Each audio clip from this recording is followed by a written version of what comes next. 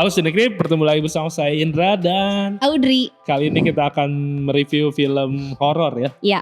Film horor terbaru di minggu ini yang berjudul Rumah Teteh. Betul. Kenapa kita yang review? Karena lokasinya di Bandung. Oh iya. Karena film ini berdasarkan kisah nyata Oke. di tahun 2007 katanya. Terus ini juga lumayan viral karena viral ya. Terus di YouTube-nya sampai bisa 2 juta views gitu. Itu klaim yang ditulis di awal filmnya ya, ini tentang Rumah Teteh, The Story of Helena. Rumah Teteh ini adalah sebuah film yang nyeritain tentang kehidupan kosan di sebuah rumah tua di Bandung yang penuh dengan misteri. Yang kebetulan orang-orang yang diganggu ini adalah mahasiswa-mahasiswa yang ngekos di sana. Dan sepertinya misteri ini berkaitan sama seorang yang dipanggil Teteh nih, yang deket sama si tokoh utama yang namanya Bri Story. Kurang lebih kayak gitu. Mantap. Jadi kita tidak tahu asal usulnya juga ya, tiba-tiba si mahasiswa-mahasiswa ini tiba-tiba udah ngekos aja. Bener. Kita juga tiba-tiba tahu si Bri nganterin nonton wayang. Iya, benar. Dari awal, tapi pas dari awal kita nonton kan kita kira oh ini alurnya mundur. Ternyata pusing. Setuju. Benar. Jadi di sini tuh kayak emang nyeritain anak kos, tapi kita udah langsung dikasih jadi aja gitu. Iya, benar. Tahu kan biasanya kalau anak kos kan seenggaknya milih-milih kosan dulu. Bener, ada backstory-nya gitu yang membuat kenapa harus ngekos di situ. Iya, meanwhile kan ada beberapa orang yang memutuskan wah ini tempat kos yang bukan beberapa sih, ada satu orang yang menunjukkan wah ini tempat kos yang gak nyaman nih, mending kabur aja, mending cabut aja, kan itu mengindikasikan si rumah kosnya angker ya. Tapi kenapa kelima orang ini tuh bisa menjatuhkan pilihannya di tempat tinggal itu gitu. Dan ya di sini bingungnya tuh kayak di sini ada yang bawa mobil padahal si Nando ya kan itu orang kaya, masa kos di tempat itu dah tuh anjir. Kalau kalian ngeliat rumahnya juga pas ngeliat anjir horor ente moal gitu. Mendingan cari yang lain. Menurut Audrey oke di film ini ada nggak sih sebenarnya? Yang menurut aku Nova Eliza cantik banget itu sih. Nova Eliza cantik banget itu menurut aku oke. Dan di sini ya emang karakter utamanya sih yang jadi Teteh itu Nova Eliza ya. Iya. Ya Nova Eliza, aku tidak berpikir si Helena tuh Nova Eliza. Soalnya kan kirainnya bakal hantu Belanda. Iya, soalnya kan gini Helena. Kayak dari namanya aja Helena, apalagi ini 2007 gitu. Ya 2007 udah masuk ke masa milenium lah ya. Maksudnya nama-nama yang half Indonesia dan Barat tuh udah ada gitu. Kayak nama aku Audrey gitu. Cuman kalau untuk seseorang dengan orang seusia mungkin between 20-30-an yang diportraykan oleh Nova Eliza, ya masuknya tuh nama-nama lokal lah, Irma atau siapa kira-kira disebut nage Teteh Teh Iis Lilis atau misalkan nama yang Indonesia banget gitu, gak harus Sunda ya, nama yang Indonesia tapi banget kan itu gitu. Sunda lokasinya. Iya, kayak oke lah suaminya nih namanya Hendy ya, masih oke lah ya. Tapi Helena tuh bener sama aku pun asumsinya ini berkaitan sama hantu Belanda gitu. Iya, dan yang itulah maksudnya kayak universe-nya Risa Saraswati kan Helena atau Ivana kan pasti orangnya tuh orang Belanda. Itu Western name sih ya. Jadi kan pas nanti terkuak misterinya nih. Wah anjir ternyata emang sebrutal itu atau gimana ya. Jadi kenapa si hantunya menghantui rumah itu tuh jelas. Tapi di sini sama di sini juga lumayan ini penampakan hantunya lumayan.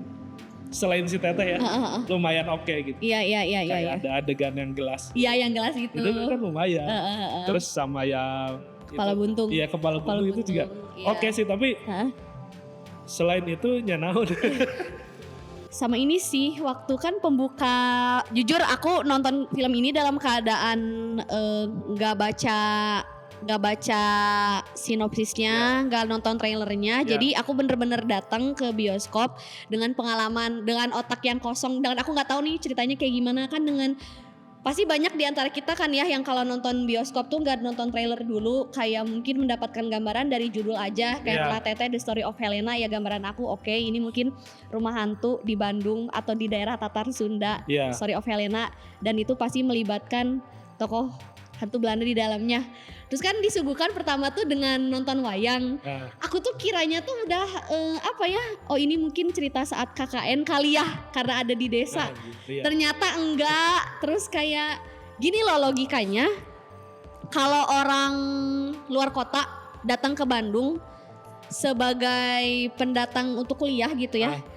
Ya mereka pasti biasanya akan nyari kosan di area-area dekat kampus Ya. yang tidak digambarkan di sebuah desa, ada danaunya, terus ada festival budayanya di situ yang kayaknya tuh lagi apa ya, mereka lagi melakukan KKN di sebuah desa adat gitu. Nah, itunya sih yang aku agak bingung, kayak mahasiswa mana yang dari luar kota datang ke Bandung ngekosnya di kampung Iya, gitu. ya. Jadi kayak ya itu kayak kita tidak tahu. Nah sih kudu ngekos. Kenapa sih harus ngekos di situ? Iya benar. Urgensinya apa? Iya, Kenapa di situ misalkan? Ya ini yang paling murah, kita ada budgetnya segini, misalkan ada temennya gimana Iya. yang emang miskin, jadi Benar. ya udahlah nggak apa-apa asal kita bisa ngekos bareng-bareng. Kalau nggak kebetulan kan ada tokoh yang warlock tuh, warga lokal Iya. orang situ, kayak oh mungkin mereka ngontrak atau ngekos di situ karena di bawah temennya yang warlock ini Iya. punya harga yang jauh lebih affordable atau gimana. Kayak banyak tokohnya Useless tapi anjir. useless, iya, gak dieksplor terlalu dalam, Iya. termasuk Si Mamang Kopral. iya Mamang Kopral, terus itu yang dua cewek yang kayaknya kan entah itu mungkin Yang anak yang punyanya, punya atau itu nggak dieksplor juga. Iya. Transisi dari Helena kemudian secara tragis melewati sebuah ya yang aku nggak bisa sebut ya, tetap di band Iya. di situ. Terus transisinya rumah itu jadi bukan milik dia lagi, gimana nggak diceritain. Aku nggak Ya, dan jadi itu juga aja flashback Helena-nya juga.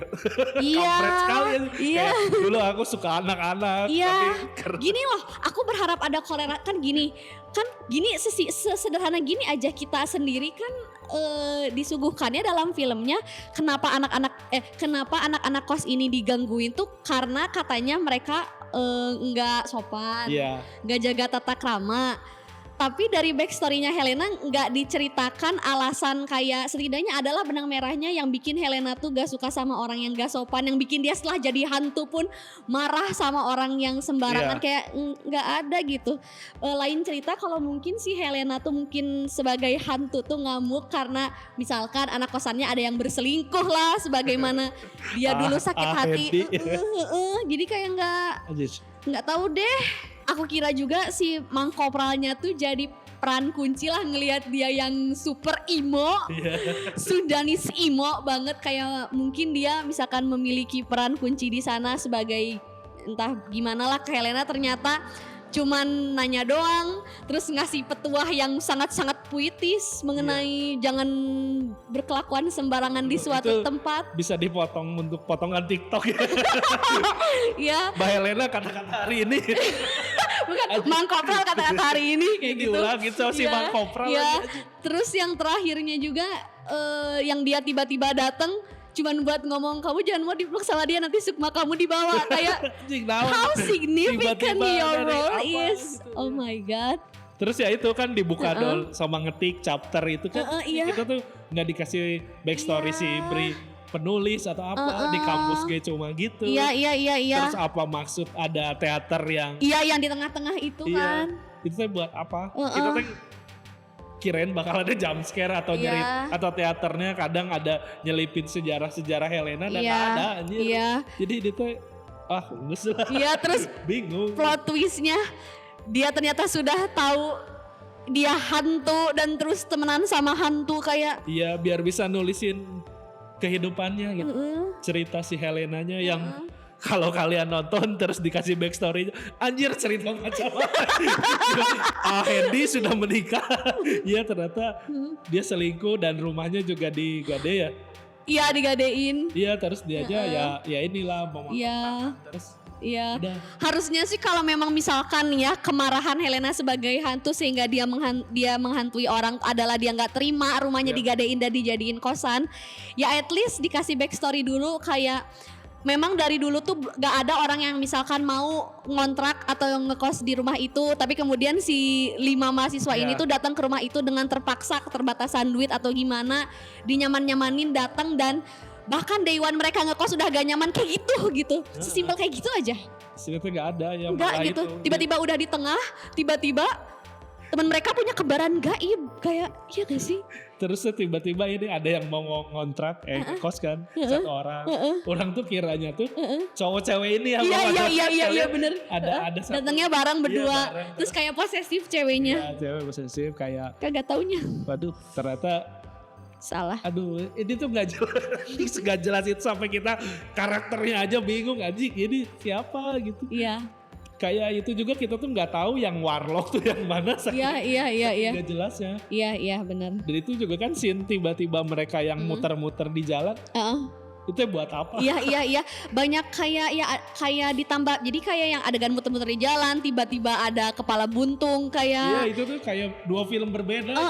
Gak fokus di Helenanya. Iya, si penyelesaian atau closure-nya tuh kayak misalkan selama ini tuh si Helena menghantui karena misalkan dia pengen contohnya rumahnya tuh tetap kosong atau gimana. Ya. Kan enggak, dia bakal pergi kalau dipeluk doang. Apa itu? Closure macam apa itu? Sama dia tuh bisa siang-siang gitu menyerupai manusia. Iya. Terus teh ngedatengin kosannya. Ini temen kamu tahu dari mana? Ya dari sini, dia katanya warlock. Anjir itu Iya. Karena ya pada kenyataannya kan mahasiswa yang ngekos di suatu tempat nggak akan bergaul sama warlock kecuali misalkan KKN atau mungkin dia bergaul sama tukang galon di sekitarnya, kayak less likely untuk berbaur dengan orang misalkan sebayanya atau ya kayak deket dengan cewek kayak gitu kecuali lagi KKN gitu kayak. Kecuali misalkan anak ibu kosnya gitu kan. Iya bener. Ibu kosnya sendiri iya. seperti Ponding.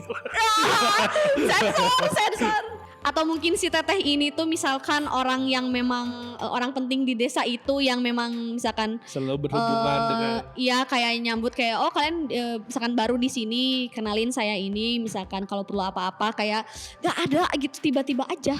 Iya ini sungguh kok tiba-tiba meluk. Oh my god. Meluk di dada. Oh my god. Hilang hujan. Kocak kan.